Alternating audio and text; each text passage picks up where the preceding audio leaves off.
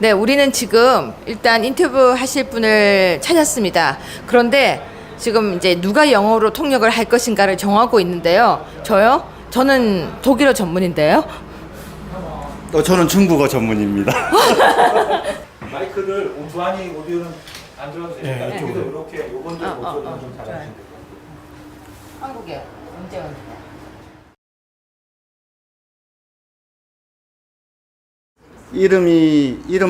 이름이 뭐예요? Hussein.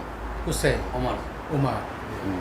말레이시아에서 한국으로 왔나요? How about Umar? رحت على ماليزيا. 언제 한국에 오신 거예요? 1 month and 15 days. How about Umar? ايش قال لكم؟ نفس متى جيت ماليزيا؟ يمكن 20 يوم كذا. لا شهر اقل من شهر. 1 month. 말레이시아에서 다른 나라로 갈 수 있는데 굳이 한국으로 온 이유는 뭐예요? We come for safe. No food, nothing. Everything is dangerous to live in Yemen. Also, we have families in Yemen. We want to take care of them. We will die. We will die. Our families in Yemen, they will die. Okay, some people will accept to enter Malaysia. Some people will go back. But if you also interested, there is nothing. If they find you are working, immigration will catch you and give you back to your country. 대한민국이 어떻게 해줬으면 좋겠어요? For safe, first, Stay. than for war. The Yemenis people, they don't want to take care of themselves. Do you hope your family come to Korea and live with you? Of course, but until now, I cannot live by myself. How I can bring my family here?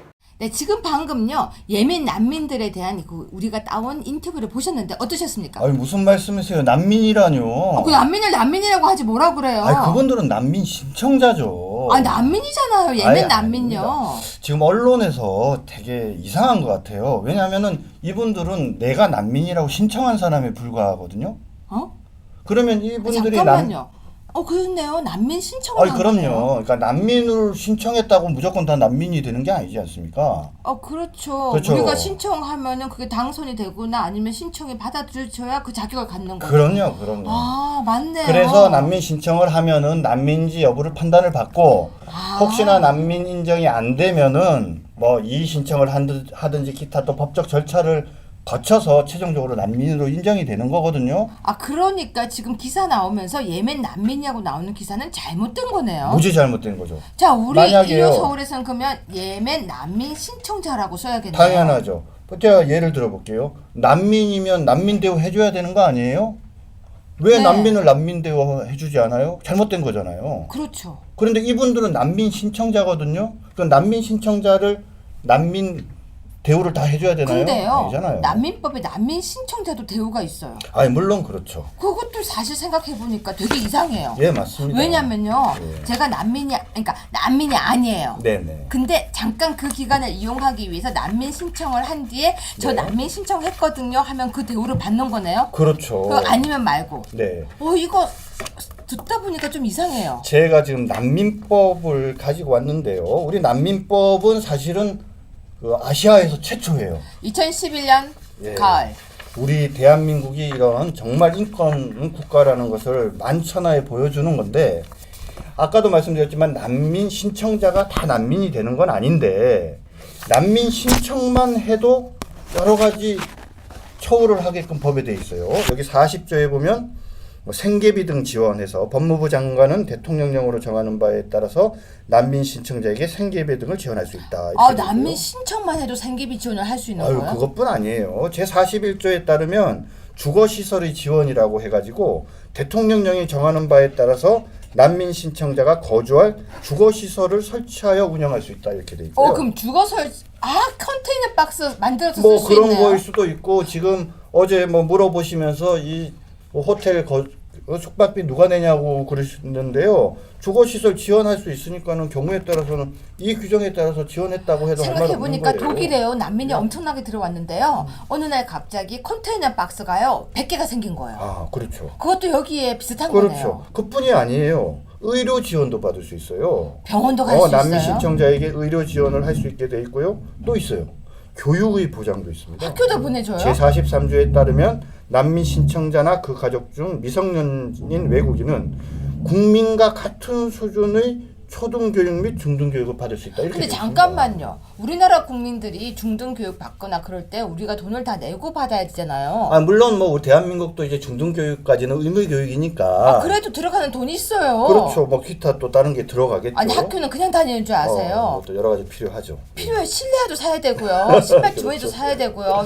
하드도 하나씩 사 먹어야 되고요. 이러는데 그 난민들은 그러면 그 대우를 받게 되면은 이건 우리 국민에 대한 욕차별 아닌가요? 그렇죠. 과연 그러면 우리 대한민국의 보편적인 일반 국민들이 이런 생계비 등 지원, 주거시설 지원, 의료 지원, 교육 보장 받고 있느냐? 아니거든요. 그렇기 때문에 뭔가 이 난민 신청자에 불과한 사람을 난민이라는 전제하에서 여러 가지 마치 인권을 보호하는 것처럼 얘기하는 것도 잘못됐지만 난민 신청을 하게 되면 받는 이 규정들이 적절한지에 대해서도 제대로 좀 판단을 하지 않고 뭔가 난민 신청자를 위하는 얘기를 하면은 인권을 보호하고 그러는 것처럼 이렇게 오도되는 것도 저는 문제가 있다고 생각합니다. 근데 여기엔 또 잘못 알려진 게 있는 것 같습니다. 우리가 난민 신청자라고 생각 안 하고 난민이라고 다들 알고 있어요. 그렇죠. 네. 그래서 뭐라고 이야기를 하냐면요. 난민을 그러면 어떻게 할 것이냐. 난민을 갖다가 내보내게 되면은 그건 인권적 문제라고 이야기를 하는데 저 갑자기 질문 하나 생겼어요. 예.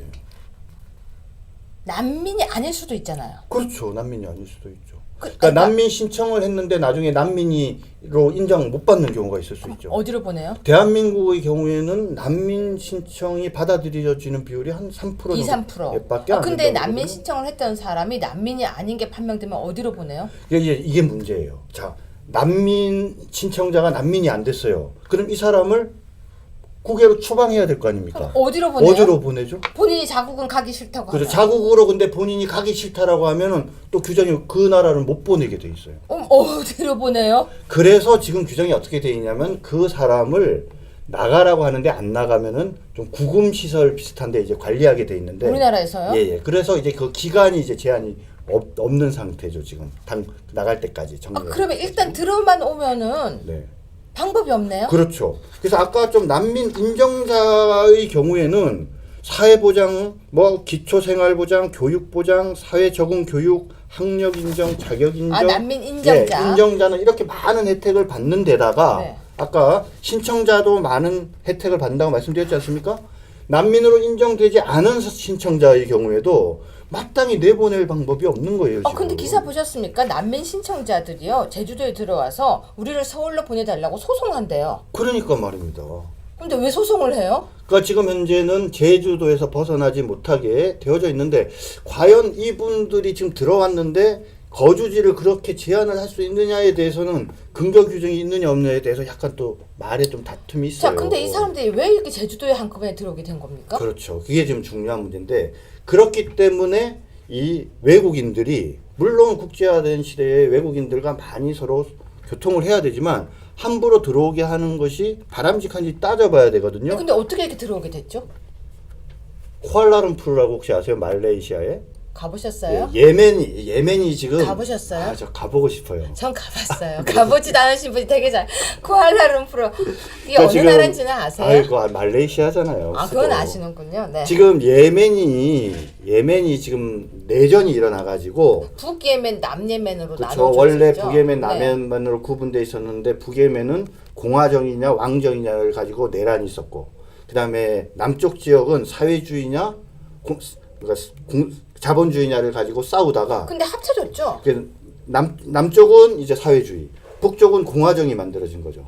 그렇게 지내다가 서로 전략적으로 통합을 한 거죠. 전략적인 되게 멋있게 그래서 통합됐어요. 대통령은 북예멘이, 부통령은 남예멘이 뭐 이런 되게 식으로 평화적인 해가지고 모습이었죠. 평화적이고 합리적이고 이성적으로 통일이 이루어졌는데 그리고 박수를 되게 많이 받았었죠. 그렇죠. 그랬는데 이제 지내다 보니까 안 되는 거예요. 파벌이 생기고 뭐 기타 등등 여러 가지 사정이 생겨서 결국 다시 내전으로 간 건데 거기에 알카에다도 들어오고 IS도 들어오고 막 여러 가지 그런 저항 세력들이 있지 않습니까? 그런 것들까지 겹치면서 지금 뭐냐면 이제 내란이 이제 가중되다 보니까 이 지금 내란의 와중에 국민들이 갈 데가 없잖아요. 한 85%가 좀 집이 없어서 헤매고 있으니까 주변에 일단 가까운 나라부터 가요.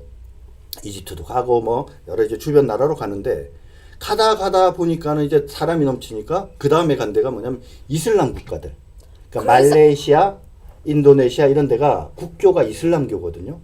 근데 제가 알기로는요, 네네. 예멘 사람들이 대한민국까지 들어올 이유가 없어요. 그러니까 왜냐면 이 사람들 잘 모르죠. 한국을 잘 모르기도 하지만 굳이 이렇게 많이 맞지는 않는 사람들이에요. 그렇죠. 그러니까 특히 종교가 중요한데, 그러니까 이 사람들이 이슬람 국가로 이제 말레이시아로 갔는데, 말레이시아에 가보니까 이게 무비자로 들어는 갔는데 60일밖에 안 되는 거예요. 네. 그래서 나름대로 난민 신청을 했는데 사실상 안 받아들여진 거죠. 자, 말레이시아에서도 예멘 사람들을 난민으로 받아들여 주지 않았던 겁니다. 그렇죠. 그래서 이동을 해야 하는데 그래서 60일이 이제 지나서 이 사람들이 이제 나와야 되는 상황이 되는데 보니까 말레이시아와 대한민국의 제주도가 직항이 있었던 거죠. 한 번에 가는 비행기가 그렇죠. 있었던 그리고 비자 없이 갈 수 있는. 제주도만 무비자 입국이었죠. 그렇죠. 자, 여기서 설명해 주십시오. 네네. 제주도는 왜 무비자 입국입니까? 그래서 뭐 다 우리 시청자 여러분들께서 아시겠지만 원래 뭐 제주도가 관광 도시잖아요. 관광 특구죠. 아, 특구. 그러니까 이제 뭐 중국 사람들을 포함해서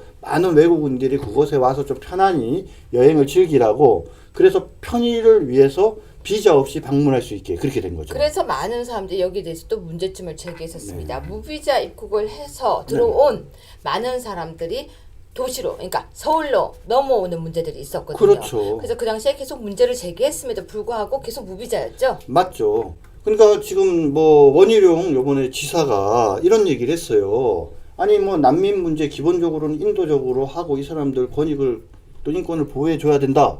그런데 이 난민 신청자들을 위해서 필요한 경비나 비용은 제주도가 다 되는 것은 말이 안 되는 거 아니냐. 국가가 아니, 돼야 된다 이렇게 얘기했거든요. 잠깐만요. 이건 말이 안 되는 제주도가 거죠. 무비자 입국을 했던 거는 제주도 관광특구의 다시 말하면 제주도 좋으려고 한 거 아니에요? 제주도가 본인들 좋으려고 그러니까 무비자로 해서 그러니까 거기서 관광을 살리기 관광에서 관광객이 많이 오면 이익은 누가 봅니까? 제주도 사람들이라 제주도가 보는 거 아닙니까? 그래서 이익은 자기들이 다 챙겨 먹고 그 다음에 뭐냐면 난민 문제가 발생을 하니까 난민 신청자 문제가 발생하니까 아 이거는 제주도만의 책임을 질 문제가 아니고 국가가 해야 된다. 이거 좀 이기적인 거 아닌가요? 근데 원래 사람들이 다 그래요. 예. 다 문제가 그렇게 있는 것 같아요. 이기적이고 다 예. 그런 거죠. 뭐 그걸 놀라고 그러십시오. 그러게요. 그런데 중요한 건요. 지금 현재 난민에 대해서 난민 신청자에 대해서 잘못 알려진 게 있는 것 같습니다. 변호사님 제주도에 처음 도착하셔서 이렇게 이야기하셨죠. 난 500명이 한꺼번에 모여서 이렇게 우르르 가는 줄 알았다. 사실 깜짝 놀랐어요. 왜냐하면은 진짜 언론에는 그렇게 났지 않았습니까? 한 500 몇 명이 막 갑자기 와가지고 그 대부분이 신청을 했으니까 얼마나 제주도가 발칵 뒤집혔을까 이랬는데 와서 뭐 얘기를 들어보니까 그게 아니라 순차적으로 계속 사람들이 들어왔고 나가기도 하고. 예, 일부는 이미 나갔고 그리고 그 사람들이 순차적으로 들어온 이유가 이거 온 제주도에 온 그 누군가가 예멘 사람이 야 이게 제주도 좋다라고 무슨 메시지를 보냈다나 뭐를 보내서 그걸 보고 아름아름 알게 된 사람이 3, 4, 5 이렇게 계속적으로 넘어왔다는 거 아닙니까 네. 지금? 근데 아까 우리가 인터뷰를 하기 전에는 이제 이렇게 만나가지고 후세인이었죠. 네, 방금 후세인. 인터뷰했던 어떻게 중국어밖에 못하십니까? 저 영어도 한마디 했습니다. 제 영어 발음 어떻게 좀 괜찮았습니까? 그 넘어가시고요. 근데 후세인의 인터뷰를 하기 전에는 이렇게 말씀하셨잖아요. 뭐 이 정도 인원 많이 온 것이 아니고 이 정도 인원이 온 것이면 큰 문제는 없지 않을까요? 저한테 그러셨잖아요. 근데 네. 후세인의 인터뷰를 듣다가 좀 충격을 받았죠. 어느 부분이었습니까? 지금 그 난민법 제 37조에 보면은 배우자 등의 입국 허가라는 규정이 있어요.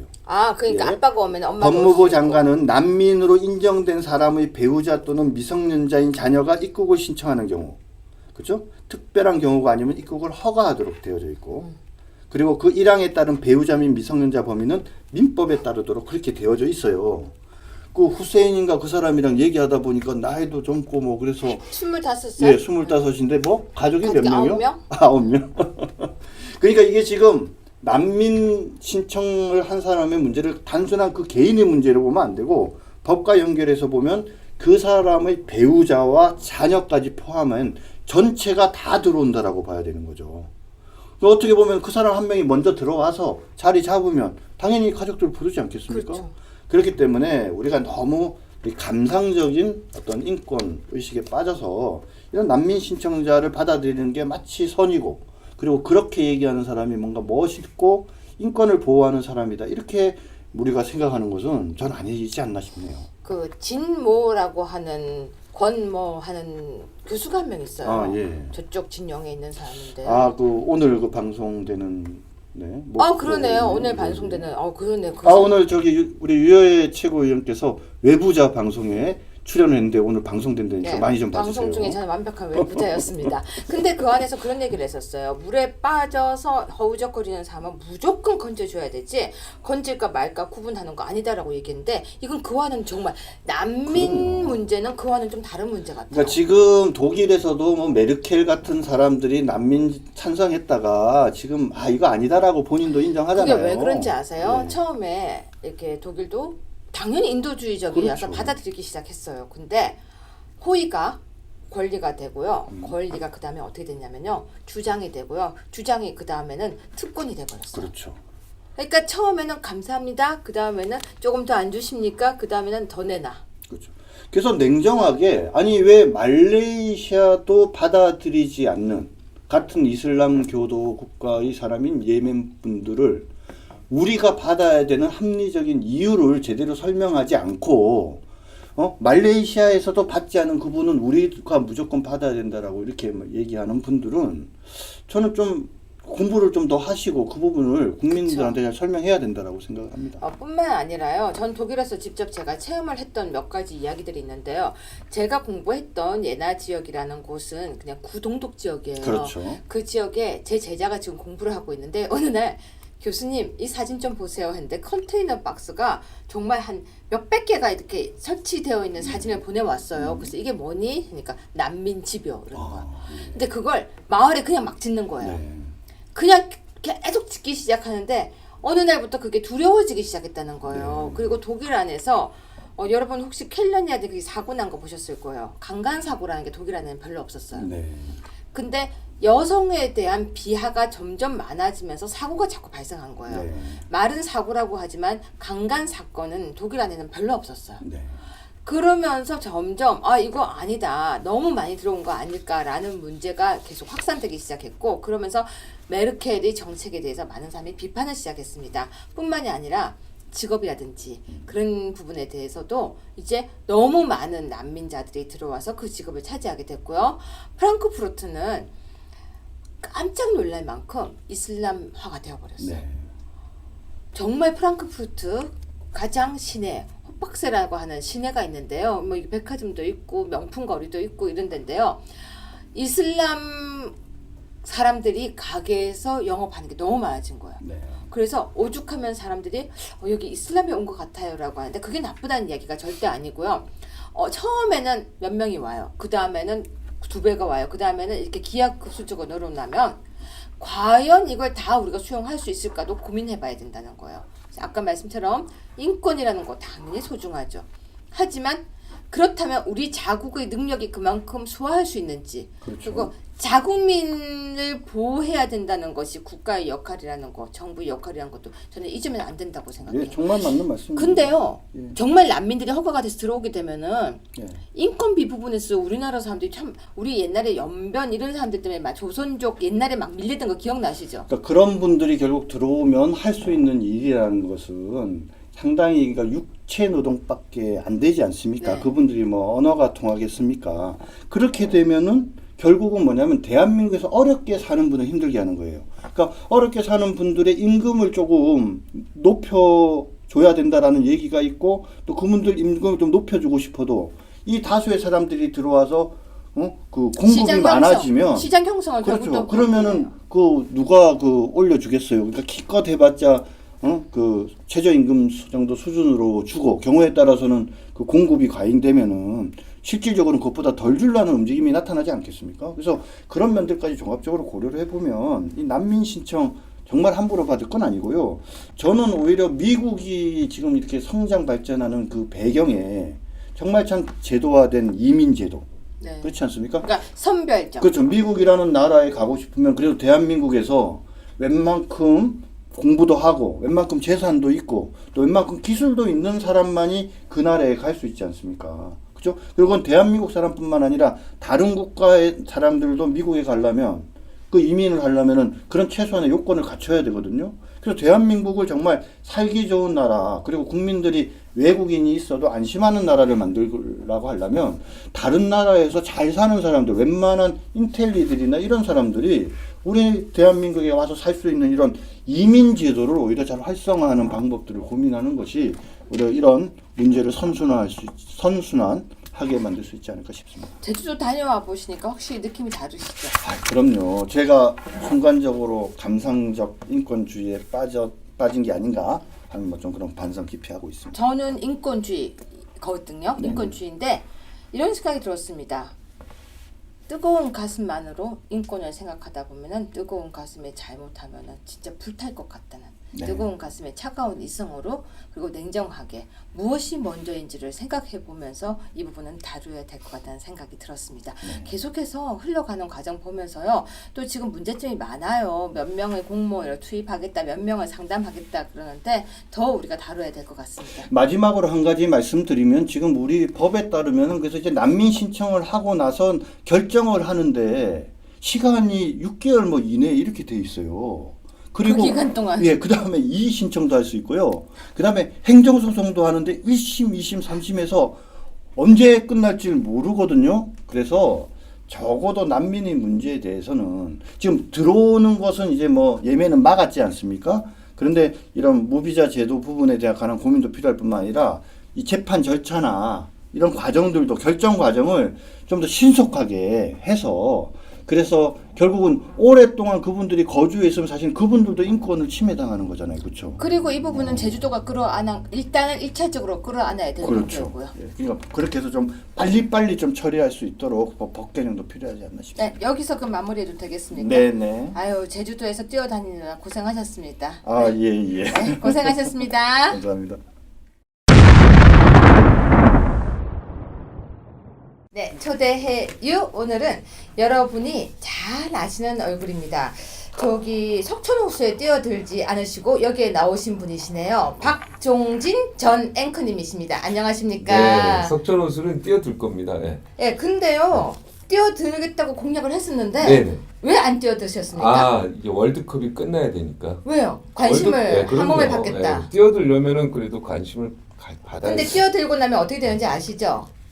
벌금 과태료 나오는 거 아시죠? 네, 과태료는 각오해야죠. 쓰레기 투기죄. 아, 뭐 여러 쓰레기 투기죄는 업무방해죄인데. 아, 쓰레기 투기죄예요. 네. 아니, 그 구청 물건 직원이 막 저한테 버리면. 알려준 거는 과태료 제가 얼마예요? 무슨 쓰레기입니까?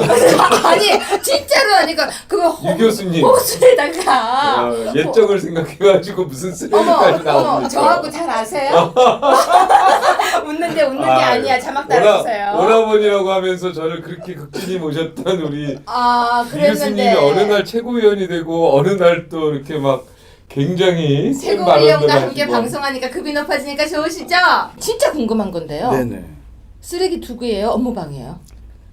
업무방해는 근데 뭐죠? 아 진짜 몰라서. 그러니까 구청 직원이 아, 하지 말라고 했다. 아. 왜냐면 관리를 담당하고 있는 게 구청인데 네네. 구청에서 분명히 통보가 왔어요. 하시면 안 된다. 네. 연락이 왔어요? 네네. 그러니까 통보가 왔는데 내가 하면 업무방해가 될 수 있다. 경범죄 정확한 경범죄. 표현이 경범죄 처벌법. 네, 처벌법의 업무방해 들어가. 네네. 그럼 그렇죠. 5만 원이나 10만 원 정도니까 해볼만 하네요. 예, 정가에는 안 들어가나요? 안 들어가죠. 아이, 경범죄 처벌법. 말씀드렸지만 아마 좀 뛰어드시면 분명히 성금이 올 거예요. 내고 남으시면은 저녁 한번 사시죠. 네, 알겠습니다. 네, 아무튼 저는 쓰레기 투기죄인 줄 알았는데 두 분 정말로 사이에서 제가 있으니까 굉장히 왜- 어색해요. 아니 제가 왜 그렇게 생각했냐면 보통 이렇게 한강이라 있는데 뭘 못 버리게 하잖아요. 전 그건 줄 알았는데 업무방해라는 건 새롭게 배웠어요. 저는. 한강은 안 됩니다. 한강은 벌금이 나옵니다. 여기는 상수도 보호구역이고 여기는 인공호수라서 다릅니다. 이게 네, 석촌호수. 적용하는 법이 다릅니다. 그러니까 제가 몰랐던 거 네. 오늘 새로 배웠습니다. 아무튼 저도 이번에 6.13 새로 배웠어요. 6.13 송파을 국회의원 보궐선거에 나오셨던 우리가 너무나 잘 아는 박종진 쾌도남마 앵커이셨는데요. 제가 진짜 궁금한 거. 네. 본인은 실물이 더 낫습니까? 방송이 더 낫습니까? 전 실물이 나은 것 같아요.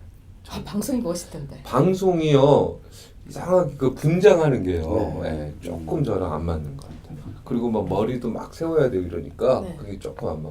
원래 자연의 미가 있는데 네. 예, 그리고 실물이 더 낫다 그래요 사람들. 네, 그러면 저 개인적인 의견은 방송에서 볼 때 훨씬 멋있었습니다. 아 예. 자, 그리고 자 본인은 가장 전성기가 언제였다고 생각하십니까? 아무래도 캐논 엄마 할 때 네, 가장 전성기였죠. 캐논 그쵸? 엄마. 네, 그때 캐논 되게 엄마. 멋있었어요. 2012년도 그 전당대 돈봉투 살포 사건 네. 특종하고 네.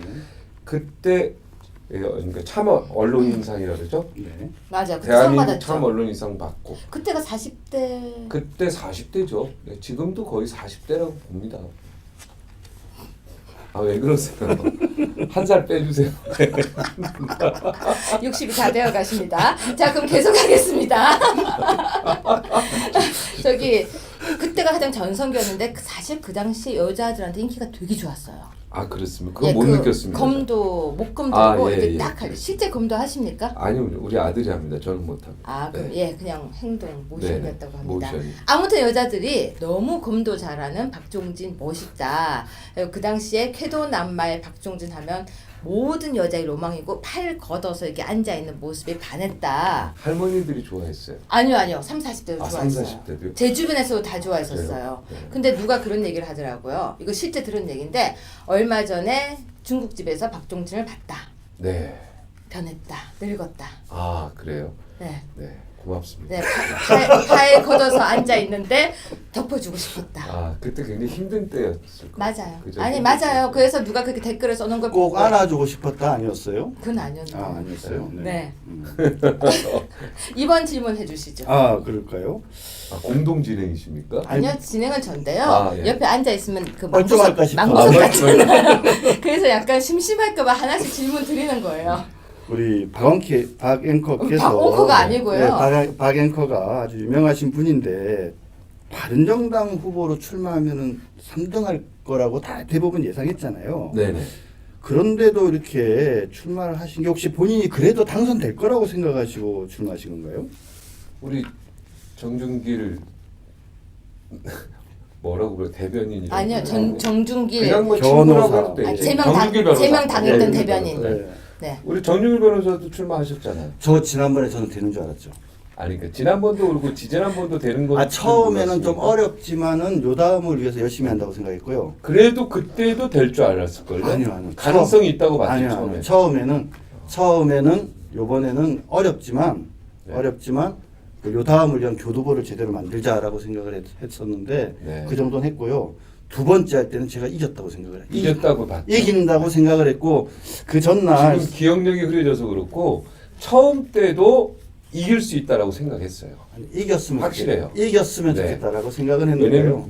선거에 나가면요. 네. 그건 전 정말 착각에 빠지고요. 모르는 내용인데 진짜 해주세요. 예. 네, 네. 착각에 빠져요. 왜냐면 나를 만나는 사람마다 다 좋아하니까. 다 뽑아주겠다고 하니까 완전히 착각에 빠져서요. 나는 100% 되는 줄 알았어요. 이거 누가 뭐 웃거나 말거나 상관없습니다. 아, 근데요. 제가 이건 정말 궁금했던 거예요. 네. 진짜 선거에 나갈 때는 선거 비용이 들잖아요. 돈 많이 들죠. 많이 들잖아요. 근데 저는 전당대회 나갈 때 네. 사실 저는 나갈 때 저는 선거 안 나간다 그랬어요. 네. 돈 드니까. 네. 정말 그렇게 대놓고 얘기를 했었어요. 솔직한 마음이고. 그리고 지금도 저는 이길 거 아니면 저는 안 합니다라고 이야기하는 스타일인데 사람들이 나가는 걸 보면서 제가 어떤 생각이 들었냐면 돈 안 아깝나? 아, 저는 그 생각이 드는데 돈 많이 들었죠. 아 그렇죠. 이번에. 선거 비용만 해도 1억 6천이고 선거 외 비용도 꽤 들어가기 때문에 네. 뭐 월세라든가 이런 건 선거 외 비용으로 그렇죠. 빠지고 네. 그거는 이것저것 보상도 합치면 못 꽤 받는 많죠. 거고. 그러면 그 돈이 이번에 다 자비로 들어간 거잖아요. 저는 100% 잡이죠. 보전 못 받았죠. 아니죠. 100% 15% 넘었잖아요. 아 왜 그러세요? 아니 정말로 질문이에요. 아, 근데 그거는 왜냐면 100% 보전 받았습니다. 선거 비용은 100% 보전받았는데 이제 나머지 선거의 비용은 비용은 못 당연히 받으니까 못 이제 받죠. 그럼 개인 나머지들 기준인데. 나간 그건 미안하지만 개인 이거 기준이죠. 진짜 공개적으로 제가 발언할게요. 네네. 저 15% 못 받은 줄 알았어. 아 그랬어요. 네, 모든 사람이 그렇게 생각하는 왜냐면 사람들이 있어요. 많은 바민당이었어. 아니 진짜로. 아니 사실은 네. 바른미래당으로 대단하시네요. 나와서 15% 이상의 득표를 했다라는 거는 사실 대단한 겁니다. 대단하시네요. 네, 그런 면에서 그거는 인정. 이번 서울의 국회의원 보궐선거에서 박종진 후보와 이준석 후보 두 사람은 뭐 상당히 그런데요. 뭐 패배 네, 조금 다르죠. 그렇지만. 이준석 후보는. 이준석 후보는 이미 벌써 그 같은 지역에서 두 번째 출마고요. 그렇죠, 두 번째. 네, 그리고 그 어떻게 보면은 여기는 지역에 안철수 대표가 당선된 지역이라서 그 표를 일부 갖고 있고요. 맞아요. 많이. 아 다르네. 그러면 그 지역에서 15%면은 저는 사실은 한 13% 나왔나? 왜냐하면 계속해서 네. 안철수 대표가 있었던 당에서 빚잔치를 했다. 그럼에도 불구하고 갔다 이런 얘기가 나와서 저는 그런 줄 알았는데 15%가 넘었으면 상당히 잘하신 거네요. 여론조사가 10%에서 12% 최고 많이 나왔을 때가 네. 그리고 나서 맨 마지막 여론조사 8% 바로 아. 그 이전에 KBS, MBC, SBS 연금 6%가 나왔어요. 아. 이래서 거의 침울했죠. 어. 근데 그래도 나는 이걸 믿지 않았죠. 최종적으로 아, 이거 그래요? 여론조사가 너무 응답률이 떨어지고 그렇죠. 그다음에 표본 자체가 너무 고정돼 있어서 근데 그런 저는 뭐 거였어요. 개인적으로 우리 박 앵커가 본인 당선될 거라고 생각하는 거 제가 이해가 되는 게요. 제가 이제 두 번째 그 추미애 대표랑 두 번째 또 다시 붙었잖아요. 네네. 그랬는데 그때 추미애 캠페에서 전날 저한테 전화가 왔어요. 축하한다고. 니네가 이겼다고. 그 여론조사가 그렇게 나온 거죠. 근데 그게 이제 뭐냐면 추미애 의원한테 한번 나중에 물어보세요. 추 의원은 자기가 진다고 생각했을 수도 있어요. 근데 왜 떨어졌어요? 그러니까 그게 뭐냐면 보이지 않는 여론이 있는 그렇죠. 거죠. 방금 박종진 아, 앵커 말씀하셨지만 여론조사로는 최종적으로 6% 나왔지만 본인이 15% 넘게 한 16점 몇 프로 나왔지 않습니까? 네, 15%. 그것처럼 여론조사에 응하는 사람들에 있어서는 제가 지지 않았었는데 숨을 죽이고 답하지 않았던 사람 분들이 꽤 대거 그쪽으로 몰렸던 거죠. 차이가 꽤 났잖아요. 추미애 의원과. 뭘 많이 나요? 조금밖에 안 났어요. 조금밖에 안 났어요. 한 7, 8% 나지 않았어요? 그러면 조금이에요. 아, 그 많이 해죠. 7, 8%가 이 두 분이 선거에 나가시더니 아니 이 두 분이 이 국민의 눈높이에 맞춰줘서 7, 8%면 큰 거지. 조금이라는 건요. 다음 질문 넘어가시죠. 아, 예, 알겠습니다. 그럼 그럼 출마 안 하셔놓으니까 너무 당당한 출마한 거죠. 사람들 마음을 그러니까 아프게 하는 것 출마 안 같아요. 했으니까 당당한 건데, 근데 저는 박영근님- 개인적으로 친구처럼 생각한 우리 박종진 앵커가 이번에 참 당을 바른미래당 가가지고 이렇게 그냥 너무 안타깝게 3등을 해서 막 마음이 아파 죽겠는데 그런데 만약에 저도 마음이 아프죠. 자유한국당에 나왔으면 더 가능성이 많았겠네요. 훨씬 많았죠. 훨씬. 자, 그러면 아프지만 질문 하나만 네, 할게요. 훨씬 많아. 그러면 박 앵커께서 나오지 않았으면 배현진 앵커가 오히려 더 많은 표를 받아서 지지 않았을 수도 있잖아요. 아 제가 출마를 안 했으면 그치. 출마를 안 하고 그러면 배현진 씨 표가 훨씬 더 많았겠죠. 그냥 훨씬 더 많아서 네. 오히려 뺏기지 않고 자유한국당이 되는 건 그래도 아니었을까? 최재성 씨가 54%를 얻었기 때문에 둘이 합쳐도 아 근데 두 사람이 만약에 함께 배현진이라는 사람을 같이 밀면서 하나가 돼야 된다고 했다면 혹시 그런 면에서 그런데 제가 갖고 온 15%가요. 네. 민주당 표가 여기서 꽤 됩니다.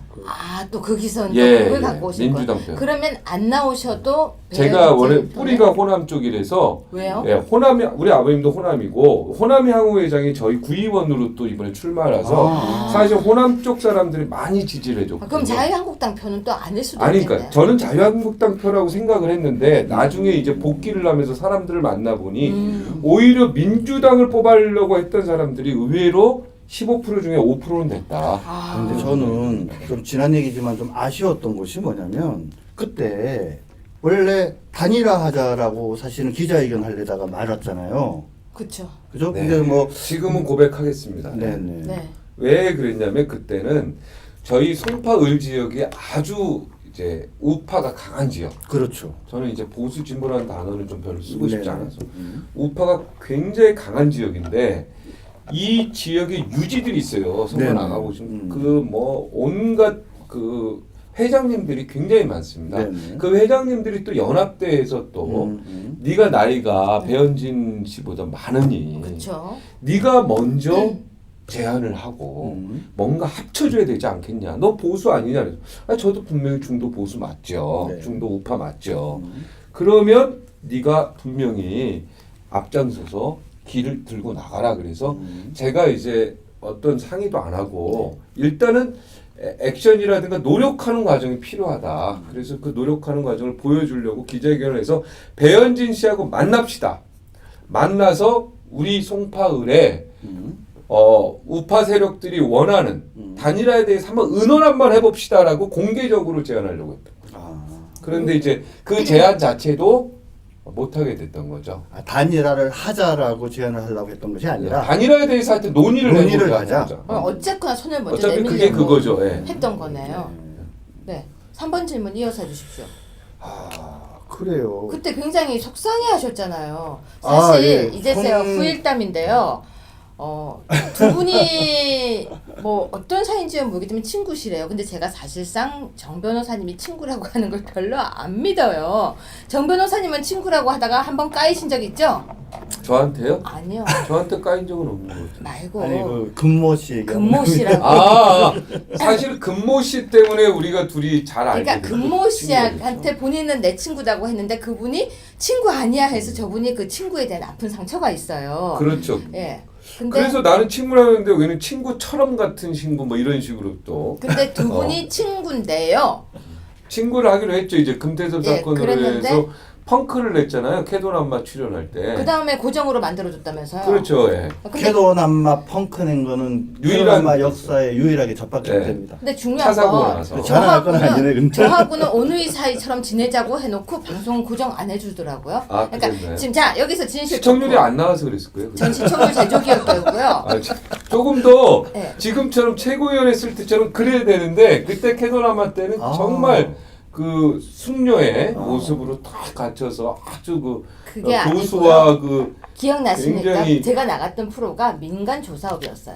네. 제가 나갔던 거 딱 한 번 나갔어요. 캐도남마. 지금의 유효희 씨는 아니었죠. 그때 캐도남마 왔을 때는 굉장히 정제된 모습의 교수였죠. 네, 교수였죠. 자 지금 이렇게 진실 토크. 변했죠. 아니, 이렇게 질문하라고 변한 해놓고 모습이었어요. 진실 토크. 예. 정준길과 더 친하세요? 유여혜랑 더 친하세요?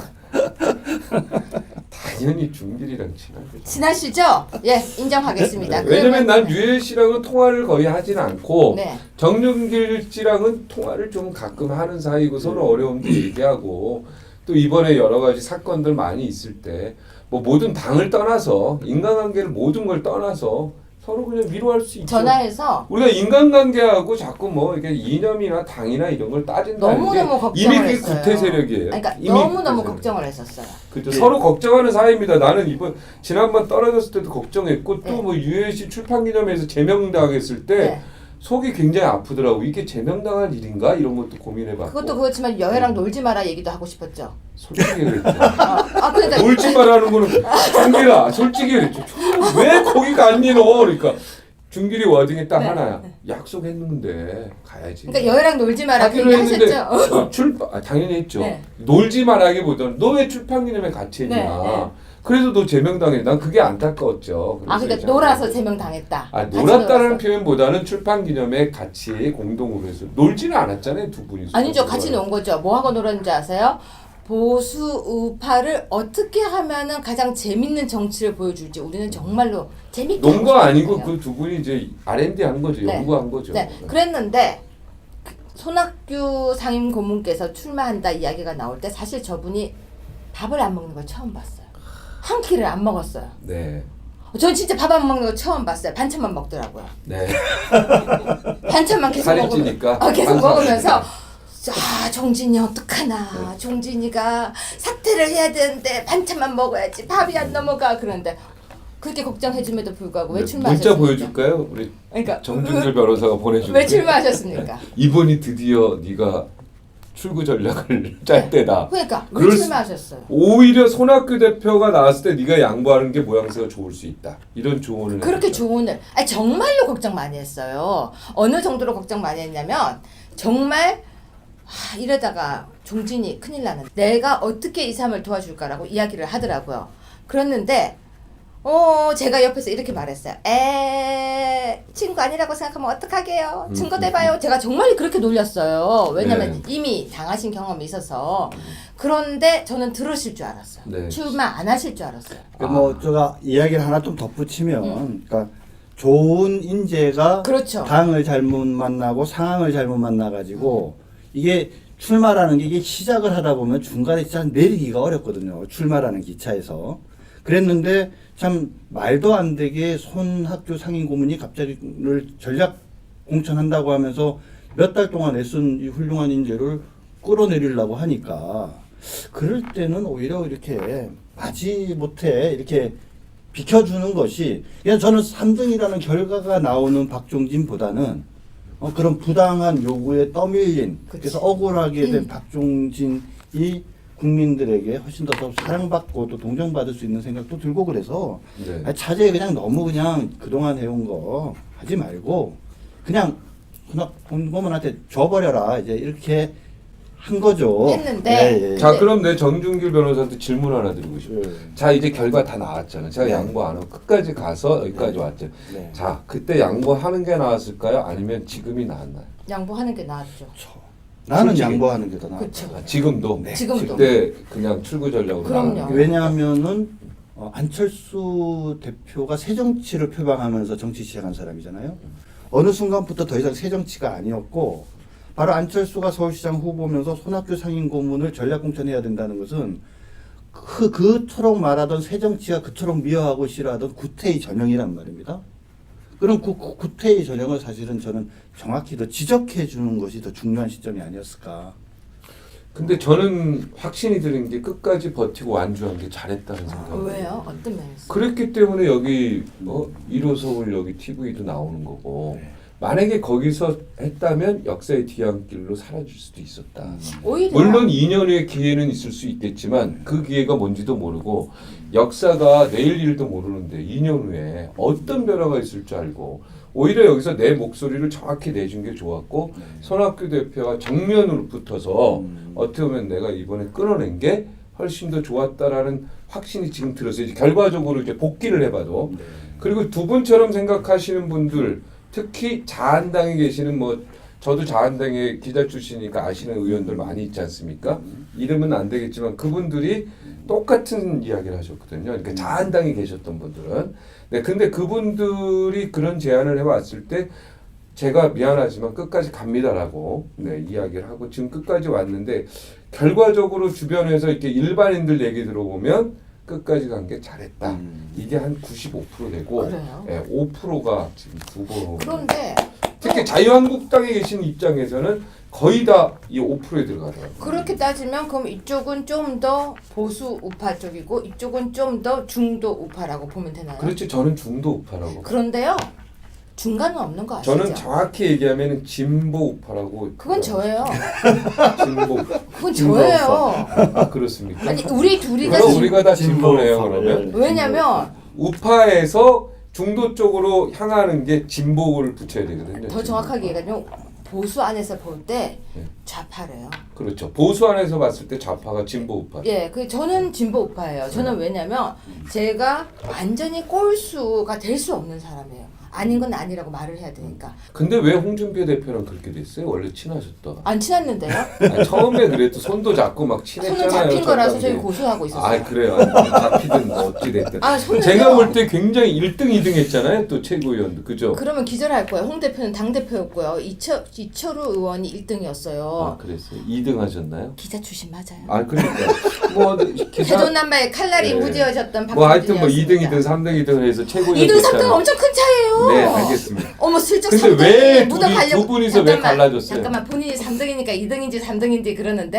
네. 2등과 3등은 하늘 차이예요. 무슨 하늘 차이 다 최고위원 떨어졌을 2등, 3등은 서열 아유. 발언 순위가 달라요. 그래서 몇 등 했다는 얘기예요. 2등이죠. 홍준표 대표 다음. 홍 대표는 아, 당 대표라니까. 당대표랑 최고위원 별도로 별도로 했어요. 했으니까 네. 최고위원회에서 2등. 2등. 예. 엄청 높죠. 그래서 왜 어떤 사건이 발생한가? 그 총매 사건이 분명히 있을 때 우리 자, 방송에서 그거는 밝히시죠. 기사에서 보시고요. 총매 사건이 한 건 없습니다. 제가요, 여러분 잘 아시다시피 이걸 잘 못해요. 파리놀이. 네. 잘할 것 같은데. 네, 맞습니다. 저기 여쭤보세요, 친구한테. 예, 4번 질문. 아니 잠깐만, 친구님, 제가요. 왜냐면 우리 또 유혜희 씨가 오라버니 하면서 잘하거든. 아, 근데 살갑게 하거든. 제가 이렇게 살가움과 잘하는 건 옆에서 다르죠. 본 유채고의 정치인으로서의 유채고는 그러니까 좀 되게 정치를 시작한 지 얼마 안 된 사람이잖아요. 그러니까 되게 좀 상식적이고 국민의 눈높이에 맞는데 그 국민의 눈높이에 봤을 때 좀 이해할 수 없는 일이 벌어질 때 그거를 아이 참아야지 이렇게 하거나 모르는 척 해야지 이런 거 잘 못하시는 것 같더라고요. 그러면서 물어봐요. 홍 대표님 이건 아니신 것 같은데요? 이렇게. 근데 이제 홍 대표는 한 번도 누구도 자기한테 감히 물어보지 못한 것을 한 번도 지적하지 않은 거를 결과적으로 지적을 하니까 그걸 별로 안 좋아했던 거죠. 아, 용기가 있었군요, 쉽게 얘기해. 뭐 좋게 얘기하면 좋게 말하면 용기고, 욕이고 그럼- 나쁘게 말하면 감이 떨어진 거죠. 네. 근데 이제 지금 감이냐? 후회하십니까? 아니요, 후회하지 않아요. 잘못해서 홍준표 대표 근처에서 얼쩡거리다가 잘못됐으면 네. 홍준표 호에서 몰락하는 것도 마찬가지지만 세월이 지나서 역사의 기록에 홍 옆에 딸랑이로 기록되겠죠. 네. 전 딸랑이가 될 수 없거든요. 네. 네, 4번 질문해 주세요. 이게 보니까 우리 그 국민의 눈높이. 예. 오시니까 원래 이제 이 사회를 워낙 잘 보시는 분이잖아요. 그러니까 이렇게 막 얘기를 하다 보니까 어느 분이 사회인지 지금 우리 4명이 같이 사회 보는 것 같은데요. 근데 제가 세 명이. 역시 뵈면서 느낀 건 네. 회도남아 박종진 살아있네. 그럼요. 살아있어. 역시 살아있네. 꿈틀꿈틀. 아니, 역시 끝까지 유지해 주세요. 네. 이제 마지막 2개 정말 중요한 질문을 아, 준비했는데 자 이번에 보니까 지방선거 결과 보면은 바른미래당 미래가 안 보여요. 사망 선고였죠. 사망 예, 예. 선고. 정확히 사망 선고인데 어떻게 해야 되는 건가요? 앞으로 바른미래당?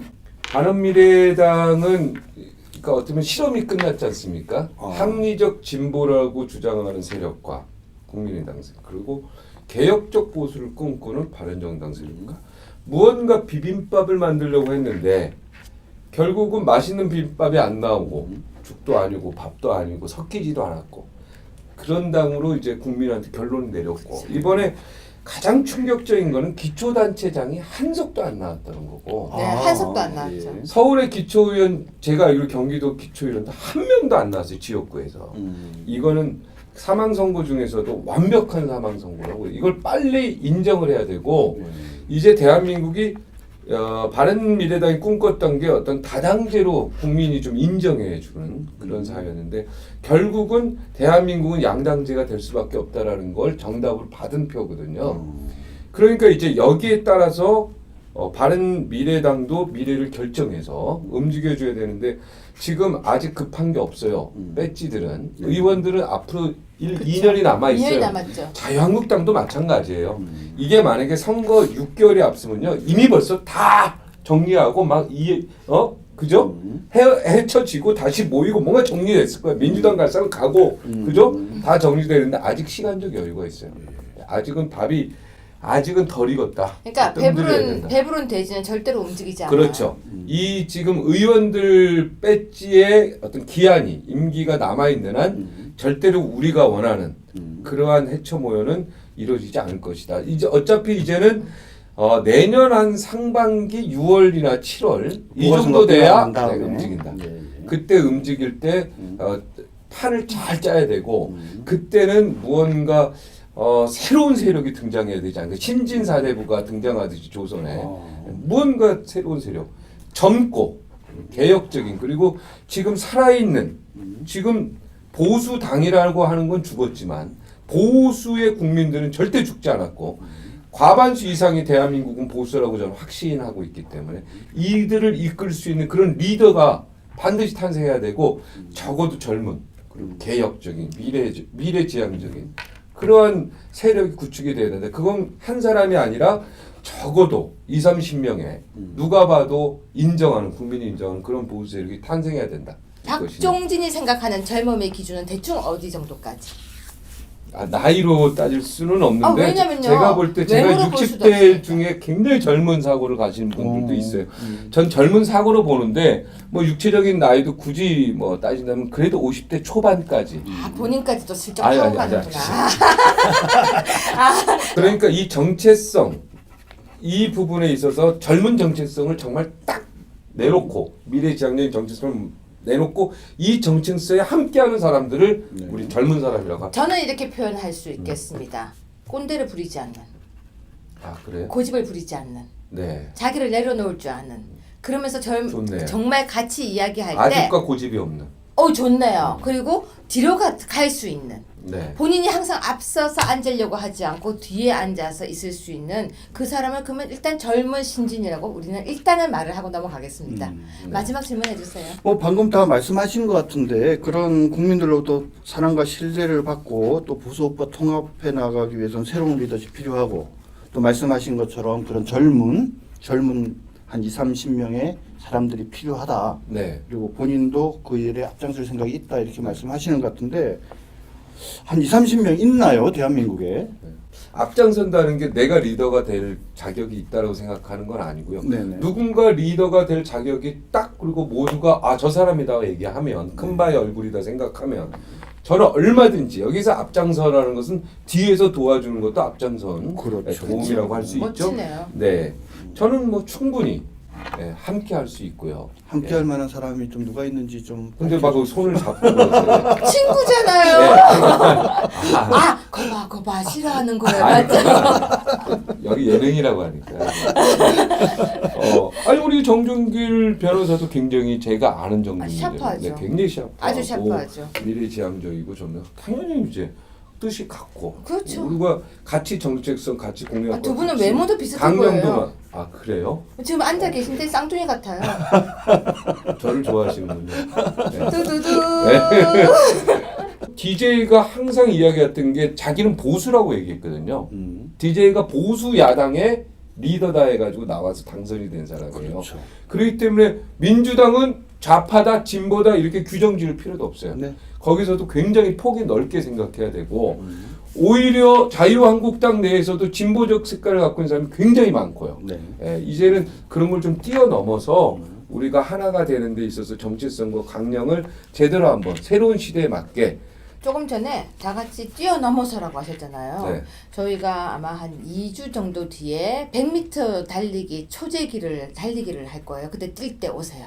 네, 알겠습니다. 네. 저희가 이제 예능을 지향하는 그 정치 시사라서요. 예. 다 뛰어야 돼요. 그래서 초째가지고 누가 제일 빨리 뛰나 할 거거든요. 그 뛰어넘기 할 때 오십시오. 근데 저는요 대답하셔야죠. 이번에 당연히 가겠다고 했습니다.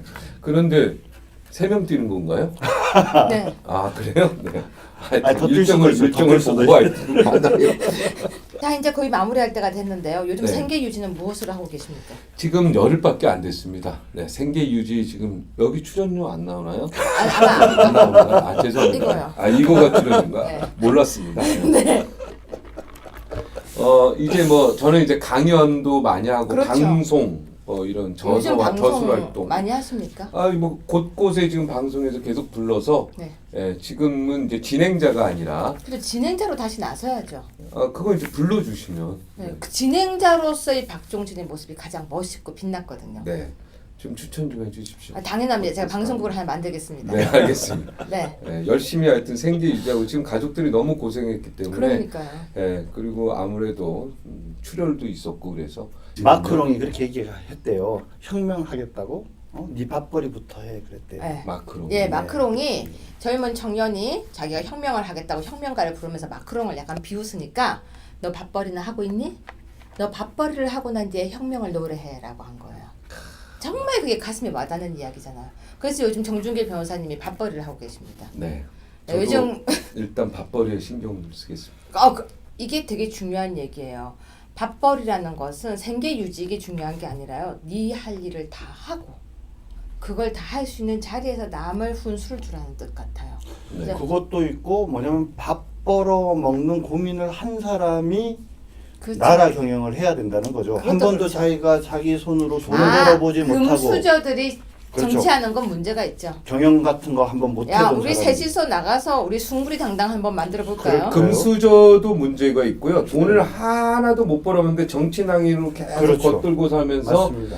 직장생활, 조직생활 한 번도 안 한 사람. 여의도 안에는요 위성들이 굉장히 많아요. 네. 둥둥둥둥둥 그러니까 제가 뭐 떠다녀요. 이렇게 좀 돌아서 얘기하는 거예요. 그러니까 저는 좀 직설적으로 이야기한 적어도 거예요. 그래도 조직생활을 해야죠. 그래 적어도 군은 그렇죠. 갔다 와야죠. 그렇죠.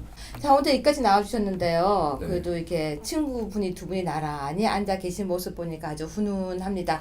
두 분 다 떨어지신 경험이 있으시니까 손잡고 걸어 나가셔서 근데 준길이랑 정준길 변호사랑 저랑 왜 어쩌다 여기까지 왔는지 잘 모르겠는데 정준길 변호사가 네. 잘 됐으면 좋겠어요. 아니- 그리고 우리는 한 10여 년 전에 만났지만 순수하게 만났고 어떤 그 정치적으로 굉장히 지향하는 바가 비슷해서 함께 가려고 했지만 여러 가지로 또 결정적으로 또 달리 가고 있고 그래서 뭐 좋은 기회가 있으면 우리 정준길 그럼요. 변호사랑 곧 만날 것 같네요. 아니 그리고 그렇습니다. 정 변호사님이 항상 걱정했던 그리고 항상 잘 됐으면 좋겠다던 친구분이셔서 제일 먼저 초대하자고 해서 초대를 하게 됐던 거고요. 네. 저는 두 분 이렇게 모시고 방송 찍고 어떤 생각이 들었는지 아세요?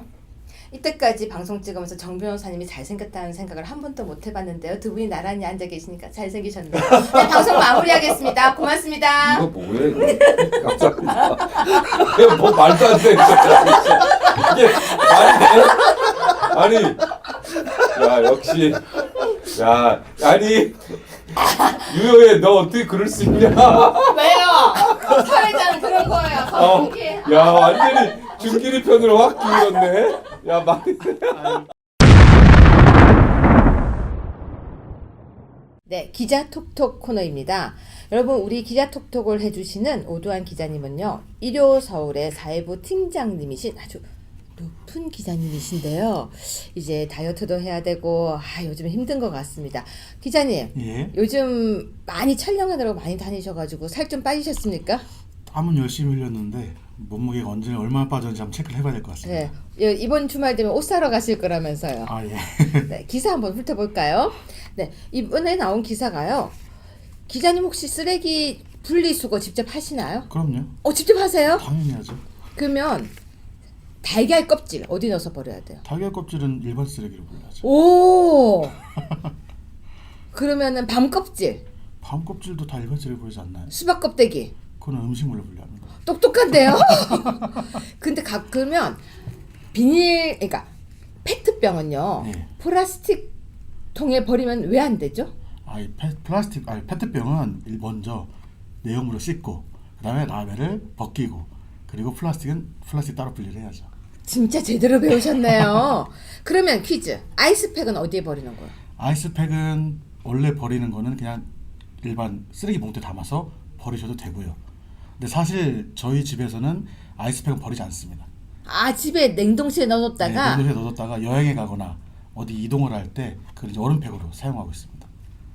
너무 가정적인데요. 근데 전 처음에 아이스팩은 사실 비닐봉지에 버리는 줄 알았어요. 겉에 비닐이 있고 안에 게 녹아버린다고 생각을 했었는데 이번에 기사에 나왔습니다. 아이스팩은 종량제 봉투에 과일 완충제는 스티로폼 칸에 버린다고 하거든요. 근데 과일 완충제 같은 경우에 네. 일반 아파트에서 네.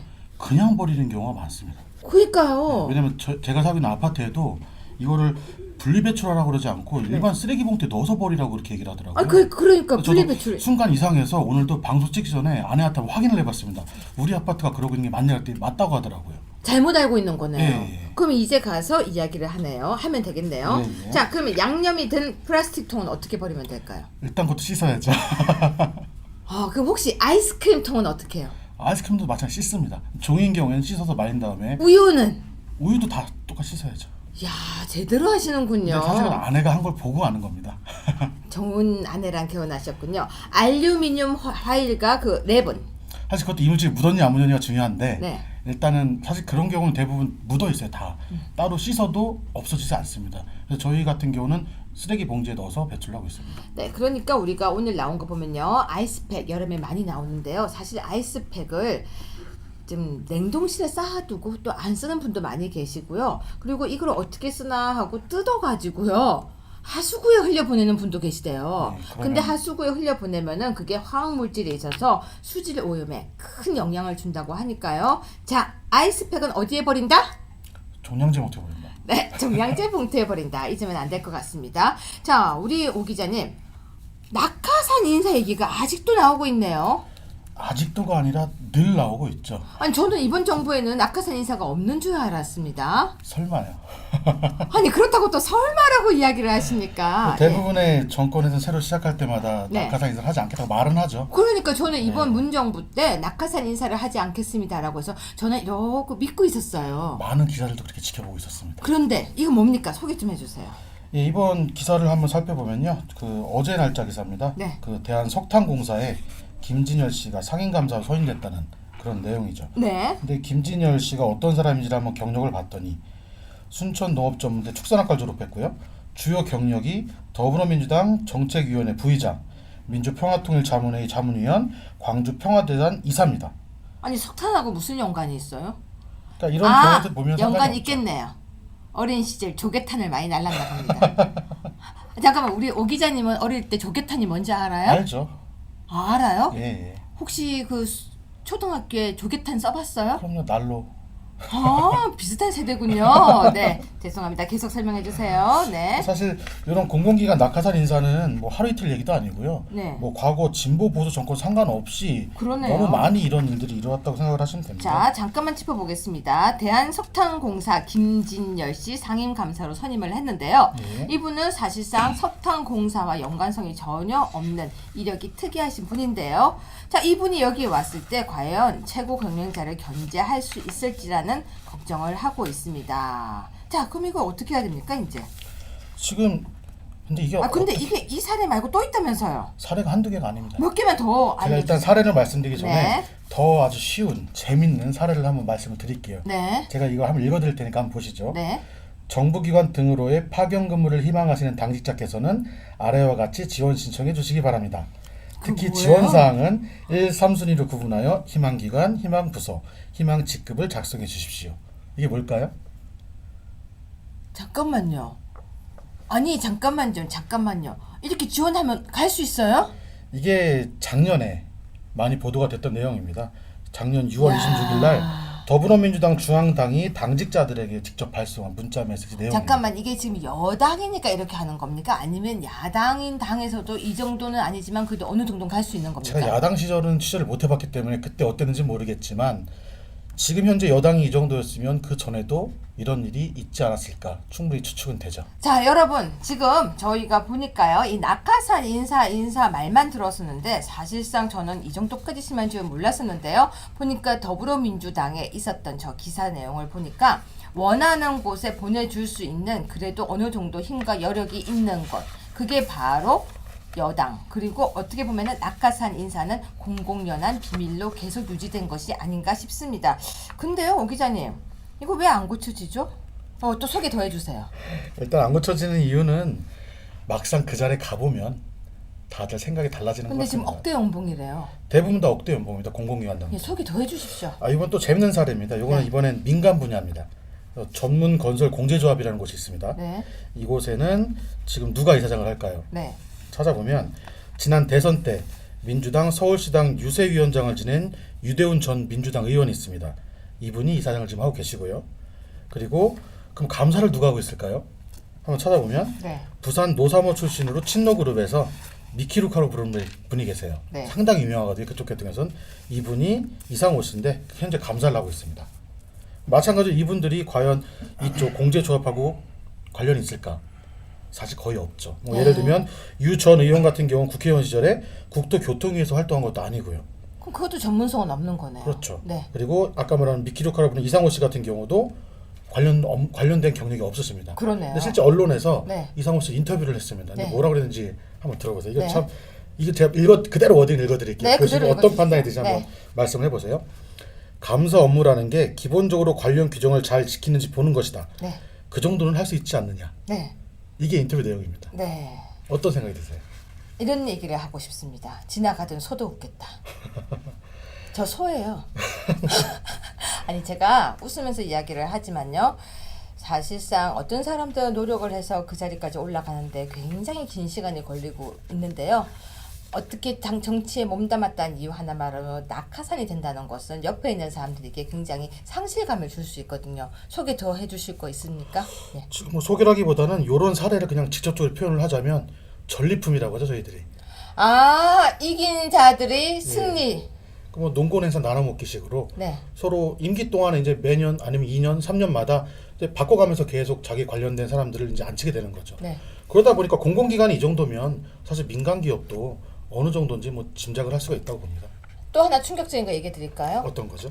청와대에서 근무하거나 정권에서 있으면요 교수 되는 것도 쉬워요. 아 그래요? 제가 몇몇 사람들 뭐 다 소개는 지금 안 하겠지만요. 왜 그 사람이 교수로 갔는지 모르는데요. 갑자기 낙하산처럼 가서 정식 교수들이 돼 있어요. 교수 되기도 힘들잖아요. 교수 되기 힘든 건 말도 못해요. 근데 정말 어떻게 땄는지도 모르는 그런 학위가 있거나 없는 사람들도요. 갑자기 정권에 있었다는 이유만으로 교수 되신 분들이 제가 아는 분만 해도 몇몇이 있어요. 낙하산 보면 기분 어떠세요? 웃음만 나오죠. 전 솔직히 속상해요. 네. 예. 그런 사람들 믿고 그 밑에서 일하는 직원들 생각하면 솔직히 답답한 마음이 더 큰데 근데 직원들이 사실은- 일할 의욕이 없겠어요. 그렇죠. 네. 넘어갈까요? 그러시죠. 더 얘기해봐야 속만 상할 것 같고요. 그렇습니다. 자, 지금 한번 다리 운동 한번 해봅시다. 오 기자님, 예. 이거 할 수 있어요? 이게 복근 운동이 돼야 이게 가능합니다. 네, 해봐요. 빨리 거기 앉아서 이건 해봐요. 제가 제일 어려워하는 포즈입니다. 아, 빨리 해봐요. 직접 해보시는 게 더 잘하실 것 같아요. 제가 바지 입은 날은 제가 할게요. 빨리 해봐요 이거. 다음에 보여드릴게요 이거.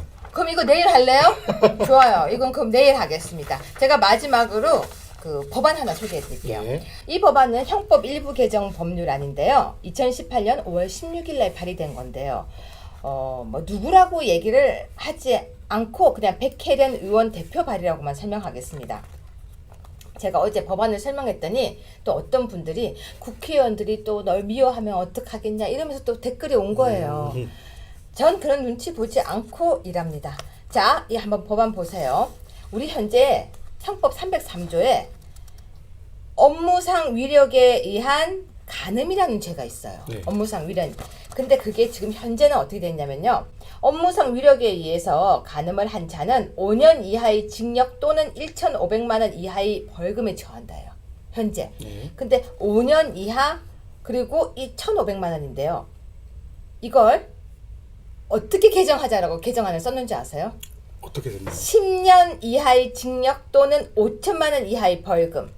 그리고 만약에요. 법률에 의해서 구금한 사람을 보호하는 자가 그 사람을 간음한 때는 7년 이하의 징역이었는데 1년 이상의 징역으로 엄청 올린 거예요. 자, 저기 변호사님 앉아 계신데 제가 그냥 질문만 해보겠습니다. 변호사님, 5년 이하의 징역 또는 1,500만 원 이하의 벌금이 작은 건 아니죠, 형법상? 그럼요. 그런데 이걸 10년 이하의 징역 또는 5천만 원 이하의 벌금으로 한대요. 이게 보실 때 양형 기준에 이게 맞다고 생각하십니까? 2배 이상 올린 거잖아요. 아니죠. 1,500만 원을 5천만 원까지 올린 거죠. 네. 징역형. 네, 징역형. 벌금은 뭐 1,500에서 5,000 올렸는데 사실은 1,500이 너무 적은 감이 있기 때문에 네. 그런데 너무 지나치게 갑자기 많이 올린 듯한 느낌이 있지만 특별법이랑 또 비교를 해볼 필요가 있지 않을까요? 그렇지만 우리가 일반적으로 상해나 폭행과 기준으로 비교하거나 상해 폭행 그리고 우리가 흔히 있는 여러 가지를 비교했을 때 갑자기 이렇게 너무 이 징역 몇 년을 높이고 이거는 고민 없고 여기에 관한 보고서가 없이 만들어지는 거 아닐까요? 그렇죠. 신중하게 네. 법을 바꿔야 되지 않겠습니까? 네, 제가 이야기하고 싶은 건 이겁니다. 독일에서는요, 법을 하나 만들면 이렇게 시뮬레이션을 만들어 봅니다. 이 법이 나갔을 때 과연 어떻게 시행될지. 그리고 만약에 5년을 10년으로 올리거나 이렇게 개정을 할 때는요, 그 구간이 왜 그만큼 되는지에 대한 보고서가 기본적으로요, A4가 아니고 자료집이 이만큼, 무슨 말이냐면 자료집이 거의 100권이 나옵니다. 그래서 왜 10년인지에 대한 설명을 합니다. 근데 제가 여기에 관련된 자료집을 찾아보니까요. 근거 보고서가 없어요. 그게 문제라는 겁니다. 5년에서 10년 법률적 마음은 당연히 이해하겠지만 근거 없이 자료 없이 그리고 그냥 마음으로 올린 뒤에 법률안 한 건이라고 하는 거 문제가 있다는 거예요. 제가 매일매일 이상한 법 하나씩 소개해드리니까 재밌죠? 재밌습니다. 네, 우리 사회부 팀장 맞으시죠? 예. 네, 제가 맨날 오 기자님 하고 부르는데요. 우리 일요 서울의 사회부 팀장님이시고요. 이렇게 매일매일 기자 톡톡해서 열심히 힘내주고 계십니다. 기자님 내일 이거 다리 운동 저랑 같이 해봅시다. 알겠습니다. 네, 고맙습니다. 감사합니다. 시청자 여러분, 오늘 방송 어떻게 보셨습니까? 난민들에 대한 소식으로 모든 사람들이 의견이 팽팽하게 나누어져 있습니다. 인도적으로 받아야 한다. 절대 안 된다. 어떻게 그런 일을 하느냐. 정말 언론에서도 그리고 인터넷상에서도 팽팽한 그 흐름 속에 저희는 직접 가서 보고 왔습니다. 저는 굉장히 가슴이 뜨거운 사람입니다. 눈물도 많은 사람입니다. 그래서 난민은 무조건적으로 받아들여야 된다고, 그들이 손을 잡아야 한다고 저도 생각을 했었습니다.